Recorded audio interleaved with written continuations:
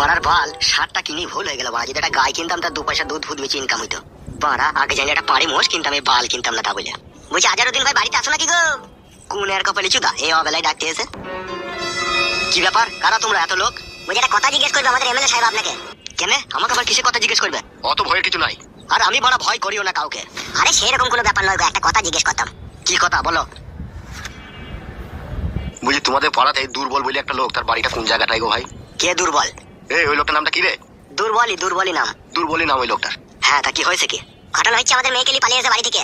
চুপ না বে বালচুদা, আর 1 সপ্তাহ হলো ঠিক আছে আমার মেয়েকে নিয়ে পালিয়ে এসেছে আমাদের এই গ্রামের ছেলে। ওর মামার নাম হচ্ছে দুর্বল। দুর্বল বলতে কোন বুকা চুদা? আপনাদের গ্রামের ছেলে।